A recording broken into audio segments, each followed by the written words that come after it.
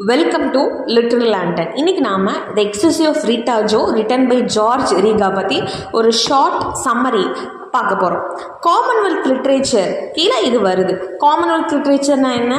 எந்தெந்த கண்ட்ரீஸ் வந்து once British காலனிஸாக இருந்துச்சோ அதிலிருந்து வந்த ஆத்தர்ஸ்னால் எழுதப்பட்ட லிட்ரேச்சர்ஸ் எல்லாத்தையும் நம்ம காமன்வெல்த் லிட்ரேச்சர் கீழே கிளாஸிஃபை பண்ணுறோம். இப்போ எதெல்லாம் காமன்வெல்த் லிட்ரேச்சர் கீழே வரும்? Indian literature, Canadian literature, Australian literature, African literature, இது எல்லாமே. நம்ம லாஸ்ட் வீடியோவில் கூட ஆஸ்திரேலியன் இண்டிஜினஸ் ரைட்டிங் ஒன்று பார்த்தோம், a song of hope by Kath Walker. அதே மாதிரி தான் இதுலேயும் காமன்வெல்த் லிட்ரேச்சரோட பேசிக் தீம்ஸ் என்னவாக இருக்கும்? அது காலனிஸாக, பிரிட்டிஷ் காலனிஸாக இருந்தனால காலனைசேஷன் ஒரு மேஜர் தீமாக இருக்கும். காலனைசேஷனால் ஏற்பட்ட அப்ரெஷன், ரேசிசம், ஹைபிரிட்டி ஆஃப் கல்ச்சர். ஏன்னா பிரிட்டிஷர்ஸ் வந்ததுக்கப்புறம் இப்போ டை கட்டுறதா இருக்கட்டும், ஷூஸ் வேர் பண்ணுறதா இருக்கட்டும், இதெல்லாம் நம்ம கல்ச்சரில் ஒரு பார்ட்டாக மாறிச்சு. ஹைபிரிட்டி இதெல்லாமே தீம்ஸாக இருக்கும். இதே தீம்ஸை தான் நம்ம இந்த பிளேயான த எக்ஸசைஸ் ஆஃப் ரீட்டா ஜோலையும் பார்க்கலாம். இது 1967 ரினவுண்டு டைரக்டரான ஜார்ஜ் ப்ளூம்ஃபீல்டு வந்து ஸ்டேஜ் பண்ணியிருக்காரு. இந்த பிளேயில் மொத்தம் 2 ஆக்ட்ஸ் இருக்குது. இதோட நரேட்டிவ் பார்த்தீங்கன்னா ஒரு நான் லீனியர் நரேட்டிவ். லீனியராக வந்துட்டு பிகினிங் மிடில் எண்டுன்னு இல்லாமல் ரீட்டா ஜோ வந்து ஃப்ளாஷ்பேக் மூவ் ஆகி சில மெமரிஸ் எல்லாம் யோசிச்சு பார்க்குற மாதிரி, சைல்டுஹுட் யோசிச்சு பார்க்குற மாதிரிலாம் இருக்கும். ஸோ ஒரு நான் லீனியர் நரேட்டிவ்.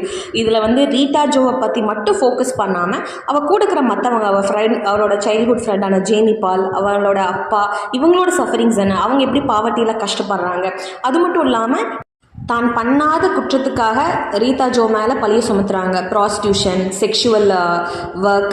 ஸோ ஆல்ரெடி வந்து அவள் நிறைய சஃபரிங்ஸில் இருக்கிறா, ஒரு இண்டிஜினஸ் விமனாக இருக்கிறதுல. ஏன்னா அவள் ஒர்க் தேடி வரா, ஆல்ரெடி அவளோட ஃபேமிலி பாவர்ட்டியில் இருக்குது, ஒரு அர்பன் ஏலினேஷனை ஃபீல் பண்ணுறா. ஸோ ஒரு இண்டிஜினஸ் விமன் காலனைசர்ஸ் கீழே என்னென்ன சஃபரிங்ஸ்க்கு உட்படுத்தப்படுறாங்கிறது இந்த பிளேயில் அழகாக வந்து ஜார்ஜ் ரீகா வந்து காமிச்சிருக்காங்க.